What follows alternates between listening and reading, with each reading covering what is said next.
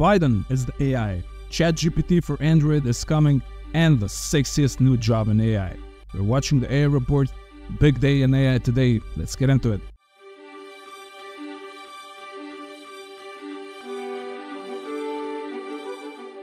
President Biden makes a remark on the meeting with the AI leaders in the White House. Basically, there's not much real content here. There's the usual spiel on AI has great benefits and risks. He talks about the legislation they've created so far, the AI Bill of Rights. He thanks the leaders for their responsible approach and commitments and willingness to discuss things. He concludes what was covered so far, that AI companies should provide ways to use the technology safely. The best part was the beginning, where President Biden says, "I'm the AI." Dude, don't get the conspiracy people started. That's way more than what they need. I don't know. I don't have the usual bad feeling about this one. I'm not really sure what more can anyone do at this point, where we can clearly see the massive potential of AI for both good and bad, but at the same time we're still not seeing a ton of consequences. Next, DeepMind published a post on how AI can be used to fight climate change. They're working on new precipitation. Okay, that's like a $5 word, I guess. So they're working on new precipitation nowcasting models, which are models that can predict the weather in almost real time. They're also trying to model animal behavior to protect species from going extinct, improve climate data overall, optimize industrial cooling, that's a good one, increase the value of wind energy, and the most exciting area in my opinion, they use AI for new breakthroughs in nuclear fusion. Wow, I want to say good job guys, seriously. These are all super important sounding projects. If they are at least half as important as they sound, these people are true superheroes.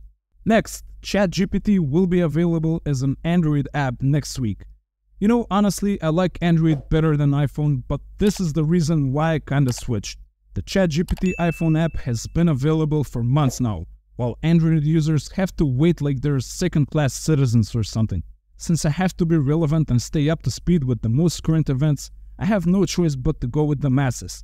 So yeah, iPhone it is, while Android's image is getting smaller in the rearview mirror, even though our love was greater. Okay, moving on. Apparently, it's all hands on deck at Google. Google co-founder and the parallel universe version of Lil Dicky where he doesn't pursue hip-hop, Sergey Brin, takes off the CEO suit and puts on the old dusty programmer hoodie that still has the mustard stains from the coding days of 2001, and he's gonna go work with the AI team on the new Gemini AI. The enemies of Google are plotting and making big moves and alliances, and Google needs to prepare for battle once again. The morale of the troops at Google may be a bit shaky, so OG leadership is needed in the trenches. I gotta say I have mixed feelings for Google lately.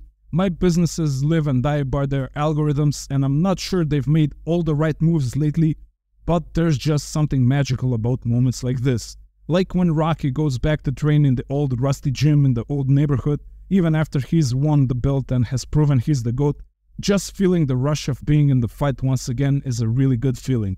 Personally, even though I've mostly switched to the dark side and I'm now a marketer and a manager and a business owner, I still enjoy writing code sometimes. I think Sergey might have the old engineer itch as well.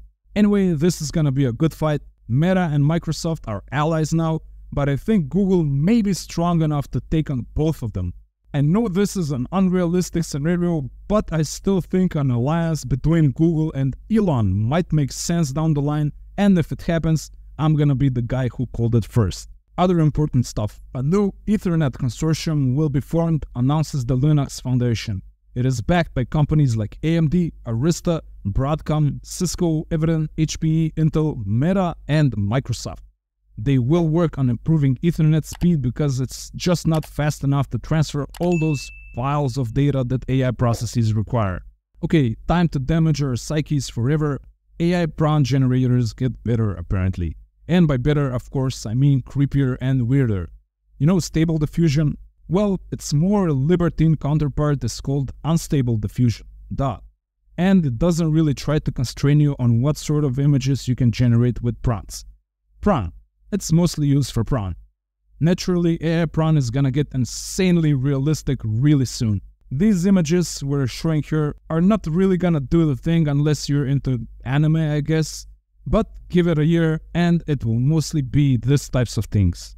Speaking of the downfall of humanity, gaming website Z-League simply scrapes Reddit for content ideas, throws potentially interesting posts into an AI, and spits out about 7,000 articles per day.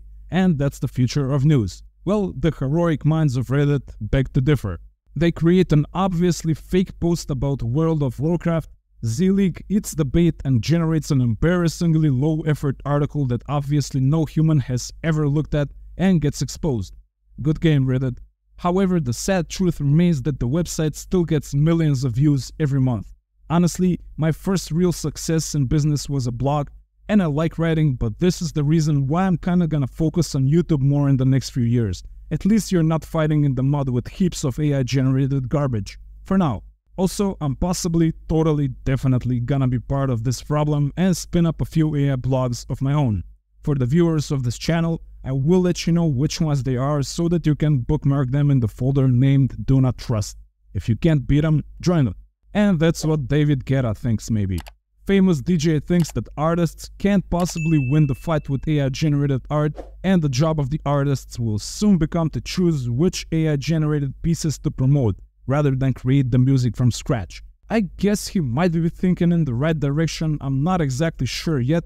He says that the AI will have an advantage because it will be able to look at all the music that has been popular and learn why it got popular, and thus create more popular music.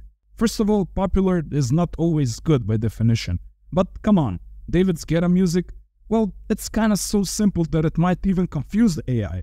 The AI is gonna be like, really? This is what humans like? Even I can make better music than this. I'm kidding. I actually like a few tracks from David Guetta, especially if I'm not sober and conscious enough to realize that his music is playing at the festival where it's somehow acceptable to be mostly naked and slide in the mud.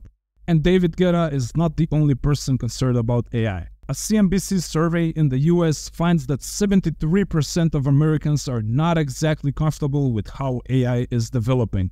The main concern they were surveyed on is that AIs can mimic human thinking and replace human activities in some areas. Interestingly, only 18% are concerned that they may completely lose their job because of AI, while 21% think AI will make their job easier. I gotta say, I was a bit surprised by this. I'm usually not aligned with the majority, but this is kind of how I feel about AI right now as well. It's a bit concerning that it can mimic humans so well, but I'm not really that worried about jobs.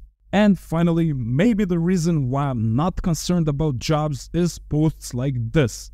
AI-related talent is in high demand, and that's also true in non-tech firms.